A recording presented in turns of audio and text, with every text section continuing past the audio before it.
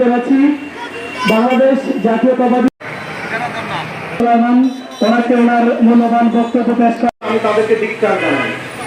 পবিত্র মাহে রমজান উপলক্ষে বাংলাদেশ জাতীয়তাবাদী দল বিএনপির কেন্দ্রীয় নির্দেশনা মোতাবেক শহীদ প্রেসিডেন্ট জিয়াউর রহমানের রুহুর মাগফিরাত কামনায়, খালেদা জিয়ার রোগ মুক্তি এবং তারেক রহমানের সুস্বাস্থ্য ও দীর্ঘায়ু কামনায় চন্দনাইশ উপজেলা জোয়ারা ইউনিয়ন বিএনপি ও অঙ্গ সহযোগী সংগঠনের উদ্যোগে মার্চের 22 তারিখ শনিবার খানসাননগর বাদামতল মসজিদ মাঠ প্রাঙ্গণে ইফতার এবং দোয়া মাহফিল অনুষ্ঠিত হয়।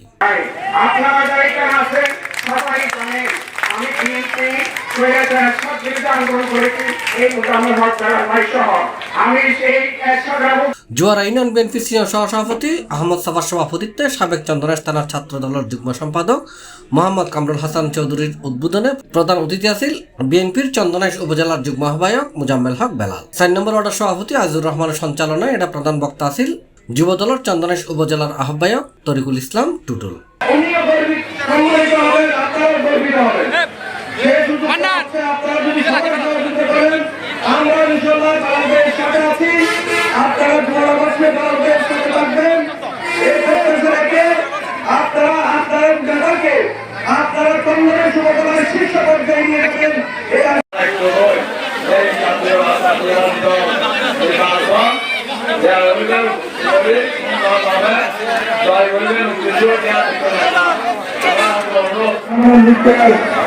কখনো অন্যায় করবেন না, রাহাজানি করবেন না, চাঁদাবাজি করবেন না।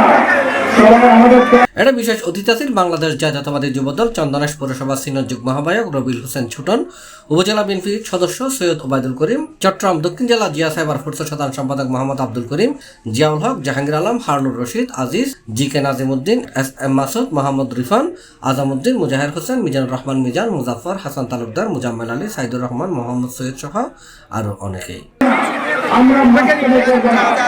আলোচনা সভা শেষে মিলাদ কিয়াম এবং দোয়া মোনাজাতের মধ্য দিয়ে অনুষ্ঠানের সমাপ্তি ঘটে।